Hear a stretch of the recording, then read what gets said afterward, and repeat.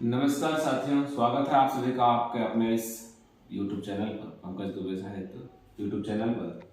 तो साथियों, मैं आपको बताना चाहता हूं कि इसके पहले भी अलंकार के बहुत सारे एपिसोड हो चुके हैं, लेकिन हिंदी साहित्य में 100 से अधिक अलंकार का वर्णन है, तो सबको एक साथ बताना ये जो है मुश्किल है। तो आज हमारा जो टॉपिक है दृष्टांत अलंकार है कि कवि जो है किस शब्द के माध्यम से क्या कहना चाह रहा है, उसके संकेत और उसका इशारा किसकी तरफ है। तो कभी कभी बिना नाम लिए, बिना चिन्हित किए भी कोई बात उदाहरण के स्वरूप कहा जा सकता है।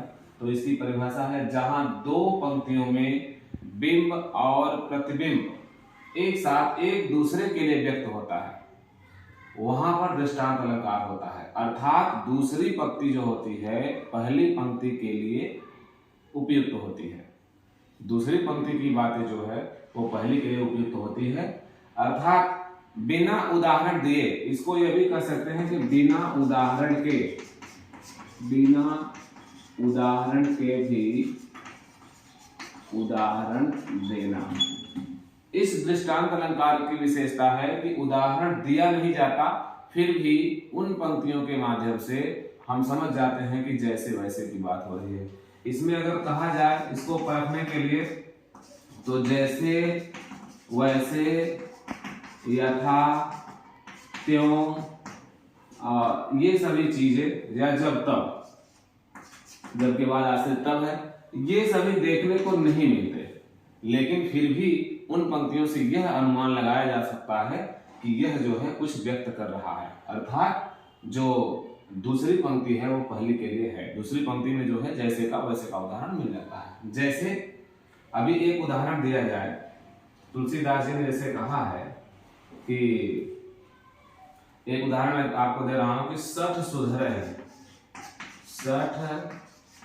सुधरहि सतसंगति पाई।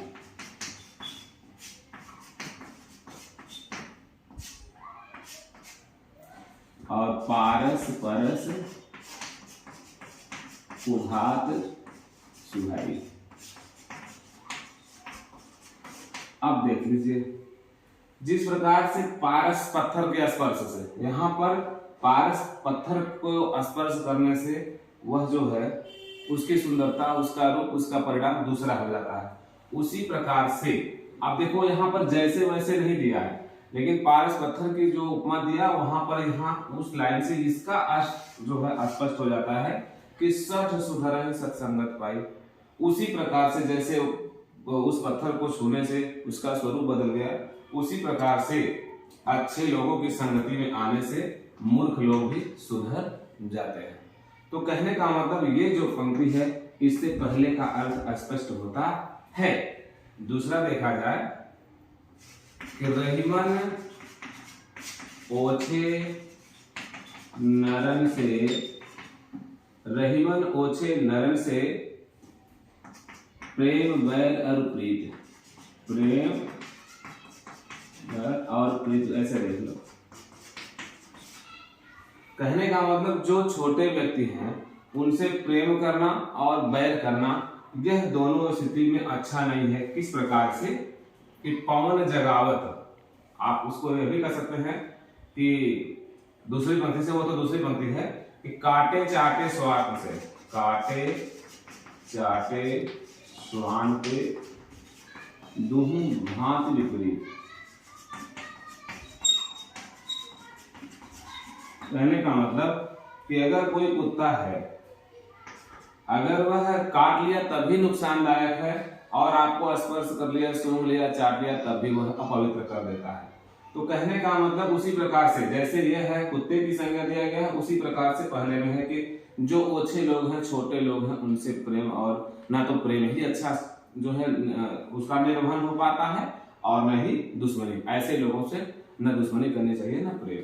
तो इस प्रकार से जो दूसरी पंक्ति है उससे पहली पंक्ति का अर्थ जो है स्पष्ट हो जाता है। और भी कह सकते हैं कि सबय सहायक सबल के निबल को न निबल सहाय, सबय सहायक सबल के को न निबल सहाय।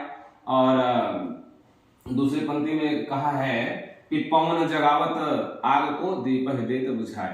तो पवन जो है आग को जगा देता है लेकिन दीपक को बुझा देता है। उसी प्रकार से मजबूत लोगों की संगति सब करते हैं, कमजोर की संगति कोई नहीं करता। तो बिना उदाहरण दिए भी उसका अर्थ स्पष्ट हो रहा है। मुझे उम्मीद है कि ये दृष्टांत अलंकार आपको समझ में आ गया होगा। दूसरे अलंकार के लिए हम जल्द ही मिलते हैं, तब तक के लिए धन्यवाद।